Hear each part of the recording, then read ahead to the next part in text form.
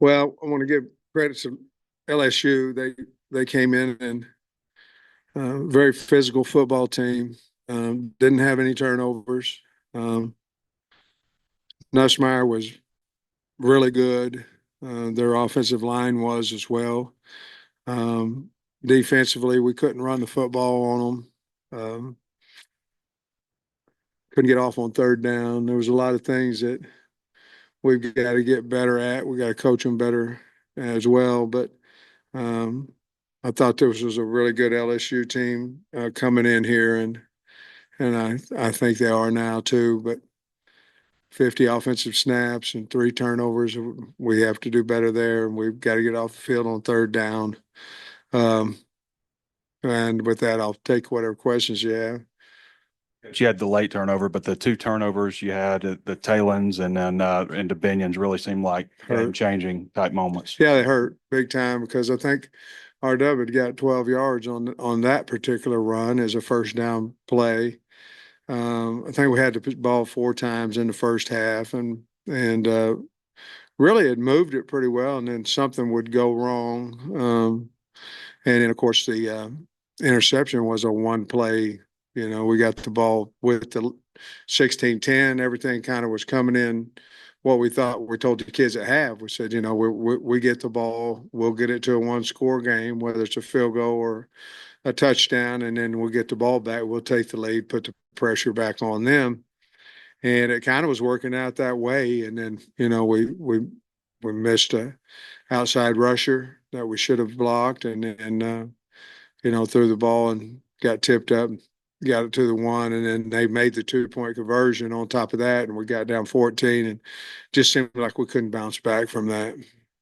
They had an 18-yard play, maybe like a 27-yard play, something like that. But that was all for big plays. Did it seem like Nussmeier was just taking Hey, everything you just were giving taking what him? we were giving him, and I mean, they were throwing 8 and 10 yard hitch routes, and wide open. So obviously we tried some different things there. Tried some man to man and tried some zero coverage, total coverage.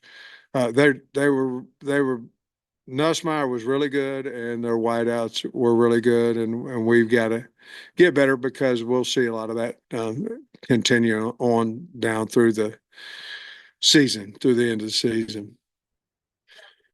About how you wanted to make sure to stop the LSU run game. Just what did they do, especially early? What did you see from the LSU run game today? I think their line's pretty good, really good. They ran the stretch play well. They ran it so well we knew it was coming and couldn't stop it. I mean, um, I thought their line did a good job. We didn't tackle particularly well.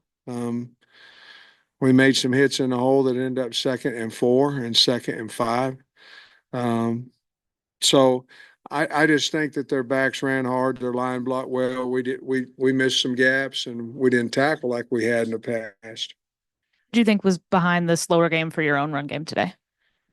Well, we didn't run it that many times. We ran it 19, but then whenever you don't make good yards on it, we did make a 12-yard run and fumbled. I think that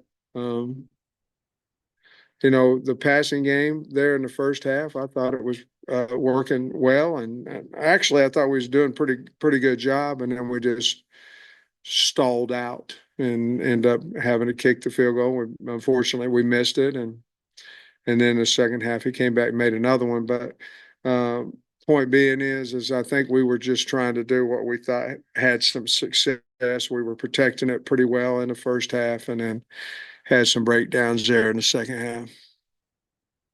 Give an update on Jaquindon, and even before the injury, he looked a little Uh, banged up. yeah, I mean he's had that ankle. He wanted to go, and he had practiced all week, and but he just got it tweaked up a little bit again. Same one. Looked like in the first half, you guys were getting pressure on Nussmeier, but just not quite able to Yeah, get couldn't there at get the end. there. I mean, is that a little demoralizing for a And then defense? when we hit him, they called a penalty, on that one. Well, they give up 2 sacks, on the year. So, he's getting the ball out. Obviously, their 2 tackles are pretty special, even though I thought Landon did a good job of getting around the edge several different times. Um, but you throw a hitch, you don't have to protect it very long. And so yeah, disappointing. Saying you switched up your offensive line tonight, just what went into that? Yeah. We did it actually after the game, on that on 2 weeks ago. We felt like uh, Blackstock could handle the bull a little bit better. We also thought Harris might could handle a little bit more of a speed rusher out there. I'll have to wait and see how it looks. I thought it probably, we just didn't run the ball as much. But I thought it was a good move. I think we'll have Kudus back the remainder of the year too, so he can add into that flow. But that's why we did it, just for the girth of trying to, he's tall, trying to block a 330-pound D tackle, where we felt like Blackstock could do that. We felt like could be a little more athletic outside against a smaller guy. You mentioned not running as much tonight. Was that solely just dictated by situations, or did you think you were going to throw it more today? No, I mean, we thought that we could attack their secondary. As long as we could protect it, we thought we could attack their secondary. But the game was just, like, when the time of possession is so, I think you may go, hey, this is what I know we can go attack, and let's try to see if we can get a little bit bigger play out of it. And I felt like that's what we were trying to do a little bit more than normal. And you can see that we're having a hard time getting off the field, and so you might think a little bit more of trying to quick strike and get more explosive plays. And we felt going into the game that we could do that throwing the football. Hey, Sam, going back to the pick at the goal line, Weeks, he was a defense player of the week last week, he had 18 Mhm. tackles, first career pick, but just what'd you see that play? Pretty athletic play, I thought, and just how game changing that was. Well, it was a single off the to the field. We had inside zone read throw, a combination read to throw. We didn't out to him, which we needed to. He came free, and we tried to throw off of him, and he I believe he's the one who batted it up and caught it. Did somebody miss a block, or was that Yeah, just we he was just left we on a needed to counter? get it out to him. Yeah. Yeah. And this is really the first time you guys, the other 2 games losses were very close. How do you? And I know LSU's really good. How do you think you guys respond to this? Because there's a lot of games left. You try Oh, to I get all think the we'll be ball. fine. I still think we got a good football team. I think LSU is pretty good. But I think we've got a good football team. We have to respond. I mean, we're going to Mississippi State, and then we got Ole Miss and Texas. I mean, we got Missouri. We've got Louisiana. We've got some good teams, but we can, we always want to go to postseason, and we can still do that. And our kids will be excited to try to get to postseason, and we've got a rebound next week, obviously, because Mississippi State, I think, is playing a lot better than what they did early in the year. Sam, what was your perspective on the Tyrone Broden play where they called targeting and then overturned it? Were you surprised by that? I was, yeah, I was. I thought, yeah, I thought it was a defensive player, but they didn't, and they looked at it. So, but I thought it was. Did Broden come back in after that He play? did. Okay. I think you had like maybe 3 hands on balls with your defensive backs early and in the first half. I mean, obviously you guys got to make a play somewhere. Yeah. Yeah, I mean, there was several things early.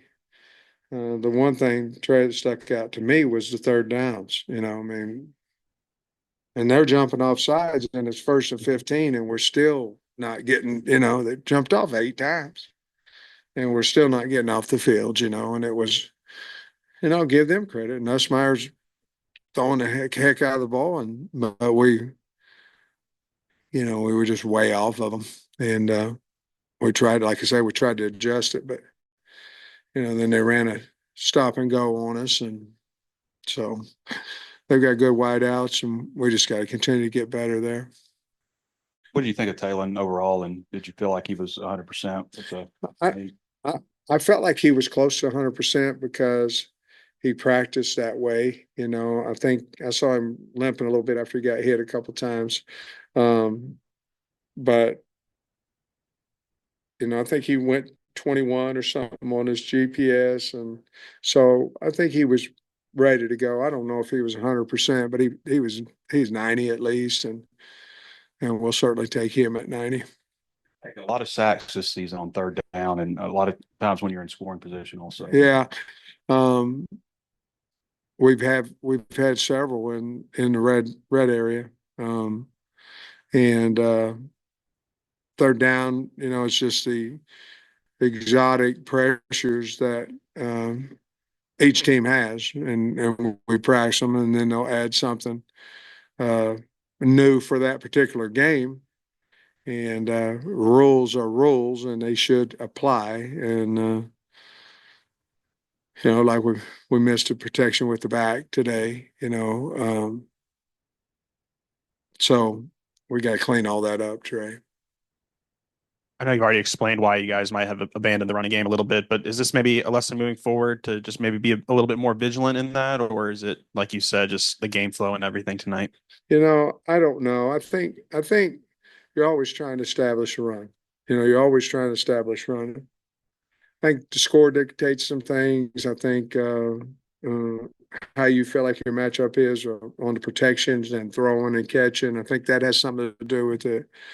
But you never want to abandon the run unless the score dictates that you don't have a chance. And so we'll go back to work and try to get all that corrected.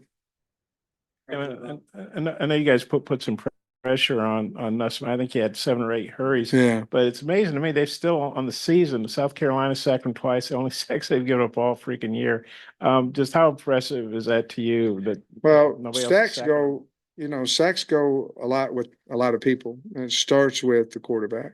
I mean, that's where it starts, and the O-line starts there.